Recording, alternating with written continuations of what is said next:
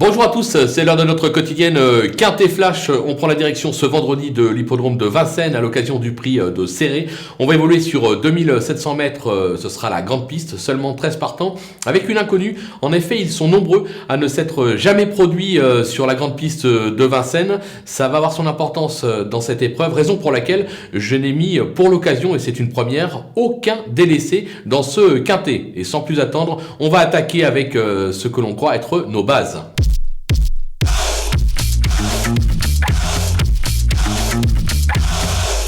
Nova, justement, on y vient avec le numéro 13, Grec Davaroche, très appliqué depuis ses débuts. Il vient de s'illustrer sur l'hippodrome d'Anguin. Il découvre Vincennes, mais il est idéalement engagé à 570 € de l'élimination. Autant dire que c'est une course visée. Le numéro 12, Goupil d'Ardenne, qui vient de s'imposer pour sa rentrée sur l'hippodrome d'Anguin.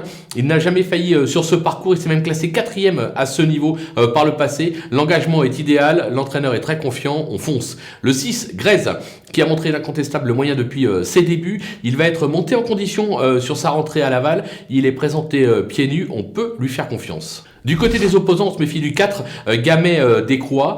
Sache, il n'est jamais loin des podiums. Il s'est déjà placé sur ce parcours. Alors avec lui, ce sera une nouvelle fois une question de sagesse, mais s'il reste trop, il va falloir compter avec lui. Le numéro 11, Greg De Niro, qui reste sur 2 succès, dont le dernier sur la petite piste de Vincennes.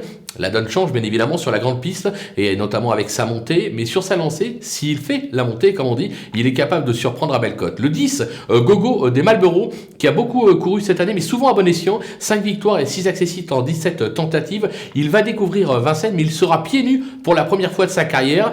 C'est un petit coup de poker que joue son entraîneur, on va lui faire confiance. Un autre coup de poker justement, le vrai coup de poker, le 8, Gaston Dessables, qui est un modèle de régularité qui fait le bonheur des parieurs sur les hippodromes à travers la province. Il va découvrir la Vincennes et là encore une inconnue, va-t-il faire la montée? S'il fait la montée, vu sa régularité, je pense qu'il est lui aussi capable de faire afficher une très belle cote dans cette épreuve, surtout que peu de mes confrères l'ont placé dans une sélection. On va donc conclure avec les outsiders, avec le 7, Ghost Magic, qui vient débuter par un succès sur cette piste et sur ce parcours. Alors certes, ce n'est pas un champion, mais sur sa lancée, il peut confirmer. Le numéro 1, Gadjo Charentais, qui n'a cessé de briller sur cette piste l'hiver dernier. Sa rentrée va lui avoir été profitable, même si je le préfère nettement sur plus court, style 2100 mètres. Attention, son entourage dit, le cheval peut encore manquer, il n'est pas prêt à 100%, raison pour laquelle je l'ai mis un petit peu plus bas. Tout comme le numéro 2, Ribaldi de Well, qui va être monté en condition bien évidemment sur sa rentrée. Il a prouvé par le passé qu'il valait un tel lot, même s'il reste assez inconstant. Mais là encore, son entourage dit la même chose.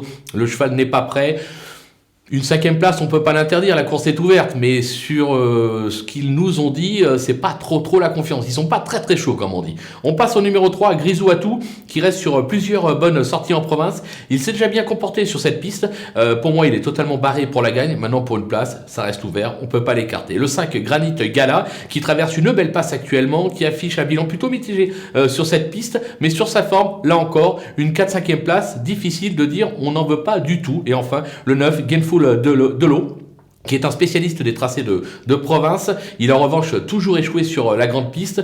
De plus, moi je le préfère nettement à main droite. S'il y avait un cheval à délaisser dans cette épreuve, c'était celui-là. Maintenant, on a vu les arrivées ces derniers temps. On a souvent des surprises à l'issue d'une course limpide en étant ramené avec un bon dos. Pourquoi pas 5e à avoir 100 contre 1. Raison pour laquelle je ne prends pas le risque de l'éliminer totalement. Voilà, on a fait le tour de cette épreuve. On a quelques bases solides, mais d'ailleurs c'est très ouvert. Il va falloir faire des choix. On va se quitter justement avec ma sélection, mes conseils de jeu, et là c'est à vous de jouer.